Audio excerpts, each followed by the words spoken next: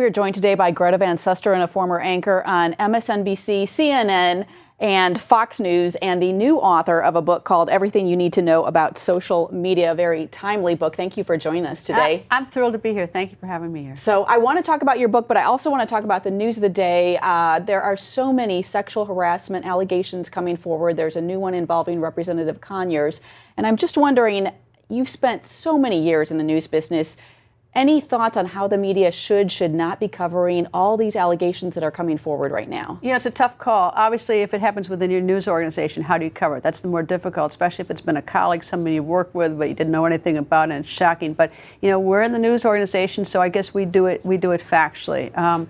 And, these are, they're just not easy stories because problems like, take the instance where someone has multiple accusers. And, and if you're in a courtroom, each one will be tried separately. But when you got so many together, all of a sudden it looks like, well, if 8 people did it, you must have done it. So there's a lot of risk of people going to be convicted in the court of public opinion. It's like we sort of have to take a deep breath, be factual, report it, condemn the behavior. Because sexual harassment is terrible. It hurts women, it hurts men, it hurts young boys, young women. It is mistreating people. It is bad manners at the good side and a crime at the far side when you have sexual assault. So best way to do it is to report the facts, and hopefully we have some self-reflection in this country, and that everyone will learn from it, and that the behavior will be widespread, will improve. Mm-hmm. Yeah. I'm just wondering, too, if you're hopeful in the midst of all this. On one hand, I know there's concern about a mob mentality taking over, but then are you also hopeful that perhaps this will make the workplace and other spaces safer for women? Well, it'll make it safer, but it's also going to change it. Look, when I was at Fox News Channel, I had an office next to Brett Baier. I'm close to his family. I know his wife. I know his 2 children. I remember when they were born. Brett's an old friend. And I like to be able to walk into Brett's office and put my feet up on his desk and even shut the door. Well, now probably that's, in this very sort of toxic environment we have right now, that would probably not be very well received. I enjoyed those. Brett and I had a great relationship. We still have a great relationship. But, I think it's going to change things in the workplace. And I hope for the better. But there's some things we'll probably lose. I hope that, men are not discouraged from including women in business meetings because they're fearful, or engaging them on discussions, private discussions. So, I'm hopeful it'll improve things, but there will be a slight cost. And we may see some hypervigilance for a while, just as the pendulum swings around this. Yes, look, these are terrible things. They have to be condemned, but a false accusation is equally terrible and must be condemned. And so we have to sort of sort through it, and that's where the facts are very helpful. The problem is that sexual harassment is done, for the most part, behind closed doors. So it's very difficult. We don't have dash cams covering it. So it's very hard to get to the facts. So I think we have to be vigilant in terms of trying to have the strongest commitment we can to facts and fairness throughout this. It's really tough. I want to ask you, too, there's renewed conversation around President Clinton, his accusers. Do you think that is a timely conversation to have at this point, that perhaps that was not taken seriously at the time? I guess I have to plead guilty in that, I may not have taken as seriously as I should have then. I think probably that's true of most of the nation. I think, I hate to sort of, go back and say, well, and blame things for happening in the past. But I think that, it's worthy of some discussion, but not overdoing it. Okay, your new book is out.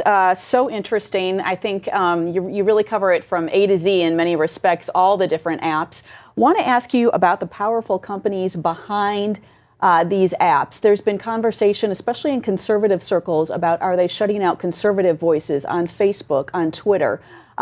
How do we keep these companies accountable? What do you think about what parameters we should be setting? Well, I'll tell you, these companies are facing a lot of trouble, and it's not just for whether or not they isolate certain viewpoints and not permit them, but also the question of fake news. The companies have been hiding behind the fact they're saying, look, we're just like the telephone company, where we have nothing to do with content, but that's really not true. They are much more like the Drudge Report. They're aggregators of content. So they're going to have to face some music, and either they're going to have to be more responsible themselves in terms of being fair. That includes multiple viewpoints and access by everyone. Also an effort to screen out fake news, because if they don't, they're going to have a problem because Congress is going to step in. They've already had hearings at Facebook, Google, and others testify, and they better come up with a solution, these tech companies, about how they can better do their jobs, or they're going to probably run into some government regulation, which is the last thing they want. And of course, then we have all the issues of free speech when that happens. American people are unhappy. They're very unhappy, and they have every reason to be unhappy because there's a lot of junk on the internet. Frankly, it really is. I've thought about this in talking about social media. Is that it really is time for us to take back the internet, put good things on, use it as a research tool, make sure it's committed to facts, stop the character assassination and the ambushes of people. But we need a participation by these tech companies. They can't just sit back and collect the money and grow bigger and bigger and bigger without having some sort of responsibility to all of us. But we all need to work on this. Very interesting. It feels like the Wild West right now, so to speak. It is the Wild West, and there's and that was that's sort of the pleasure of it in some ways. I can tweet right now, and it goes all the way to Sudan in seconds. By the time you can reach all around the world. But with rights and with there come responsibilities, and with access, responsibility as well. Well, and I wanted to ask you about Sudan because you have definitely called out the president of Sudan. He hates me. Well, what is the latest going on there? I'll tell you what, he's going to Russia right now and visiting with Putin, but he was just in another country recently that is a signatory to the International Criminal Court, and they should have arrested him because President Bashir, who's been in power since 1989 in Sudan, is under indictment for genocide in Darfur. I've actually been in the Nuba Mountains with Reverend Franklin Graham and Samaritan's Purse, and he's doing horrible things in the Nuba Mountain region of Sudan as well. But he has been indicted by the ICC for genocide, yet he travels around all these countries. He doesn't get arrested to respond to that indictment. Russia's not a signatory to the ICC, so he doesn't have to worry. But he was, but when he goes to some of these other countries, like Chad a year ago, and I think it was Uganda recently, they should arrest him because that's their obligation under the ICC treaty. And what started here is that when I'd gone to the Nuba Mountains, I saw what he did. So I started tweeting about it and started using social media, like bring this man to justice. If he traveled to Chad, for instance, I'd put on the Chad Embassy in Washington phone number and tell everybody on my Facebook page, call the Chad Embassy and say, look, arrest this man who's accused of mass murder and let him respond to the indictment. And so they all would. And of course, it was, probably didn't make him very happy, Bashir, that I was doing that. So Bashir sent his foreign minister to Washington to talk to me. And he came to Washington to talk to me, and he said that all the things I was saying about what was going on in the Nuba Mountains was a lie. People were feeding me bad information. People weren't being starved to death. Women weren't being raped by the military. Villages weren't being burned. People weren't living on leaves and bugs. He went through this whole thing, and he wanted me to stop tweeting because people were feeding me bad information. And I let him tell me that, and I waited. And I said, but there's one problem. He said, what's that? And I said, I saw it with my own eyes. And he said, you were in my country without permission? And I said, well, you got me on that one. But the point is that the social media does have an impact because it has an impact enough that President Bashir is out there. He knows that people want him arrested on this indictment. And I dare say that I think it inhibits some of his travel. Even when he went to South Africa about 2 years ago, there was enough outrage that he had to sneak out of South Africa ahead of time because he was afraid he'd be arrested. So social media, is sort of crowdsourced. You can get good things done, too. So it has put some pressure on him, but still, he's so far from justice. Yes, well, it didn't help, too, that recently the sanctions were lifted in part against the country of Sudan. Remember, Sudan is a state sponsor of terrorism. It's where Osama bin Laden was first given safe harbor early on in his career. They have had munitions factories. The Israelis denied, but I think the world knows the Israelis bombed a munitions factory that was operated by the Iranians in Sudan. So there's, so yes, he's still out there. But I think that he does not like to, I think he thinks twice before some of the countries he travels to in fear that he will be arrested and answer. I mean, the level of atrocities that have happened. And you read about it and you think, oh, that's just terrible, it's terrible. When you see this stuff, when you see it with your own eyes, when you see little kids dying of malnutrition because their families' farms have been burned down and they've fled in fear, when you see that with your own eyes, you never forget it. And, for me, it's this is important issue to me. Yeah. Wow. I want to ask you, I'm just curious, you wrote this book really considering yourself a social media expert. Yeah, that's when I started. Yeah. Give us a few tidbits what you learned writing this book that you didn't know going into it. First, I learned that I didn't know as much as I thought I did. That was for starters. I thought I knew everything about social media. Then I started delving into it, and I think, oh, really? I didn't know that. Oh, I didn't know that either. I didn't know that. So I learned a lot, but I learned mostly, I had blurred all my social platforms into one. I couldn't tell Snap from Instagram to Facebook to Twitter, and they never really had sort of separate functions. In the book that I learned, they're actually quite different in terms of how you should use them, so I have advice on how to use them. Parents need to worry about what their kids are doing on the internet. Best way to do that is to understand what these platforms are.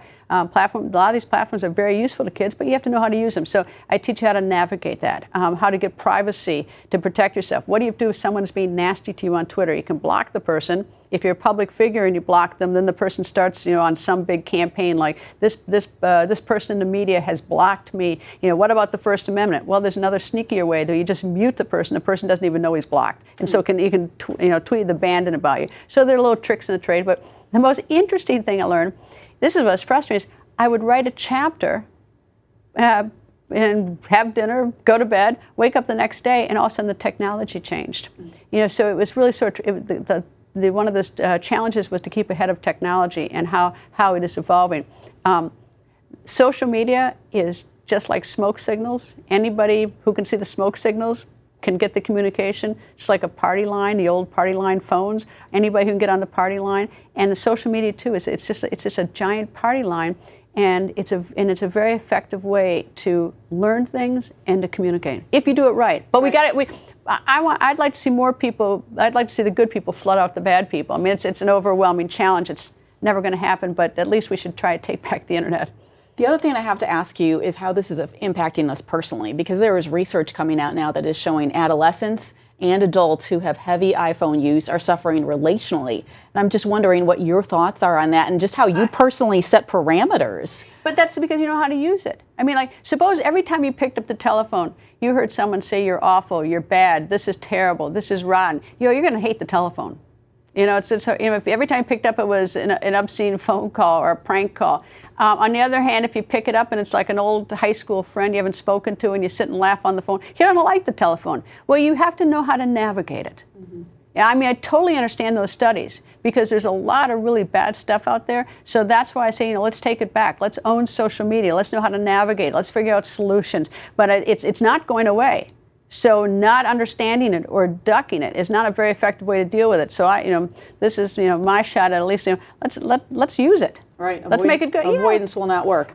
Well, I also want to ask you something I know that is on all of our minds is Thanksgiving. It's right around the corner, and I just want to ask you what you're thankful for and any traditions. I'd love to hear any Van Susteren traditions. Well, first of all, the tradition of a family is naturally going to get together. It's going to be an interesting one this year, though, because many of us have become vegan and some aren't. So we're going to have turkey and vegan. So this is going to be sort of an interesting bicultural experience. Yeah, because the ones who are eating meat are going to be sneering at the ones who aren't. The ones who aren't are going to be sneering at the ones who are. That's the family tradition. In terms of being thankful, I have so much to be thankful for. And as you get older, you go through naturally loss of family members or sickness, and it really sort of you know what's important in life. Your family, doing the right thing, your health, and if you have those things, that's good. I mean, I'll always be thankful for those. But I feel very fortunate because I don't know. Life is good. Life is good. It's not easy. It's not easy. But I've seen how other people live and the struggles they have. I mean, think of the Nuba Mountains. I'm gonna be sitting around sneering at a relative for eating meat when I don't. And if you're in the Nuba Mountains, you're going to be scrounging around for leaves and bugs. So, we are completely blessed. We are so lucky. Yeah. Well, Greta So Van Susteren, blessed. thank you so much for your time, and happy Thanksgiving. Happy Thanksgiving to you.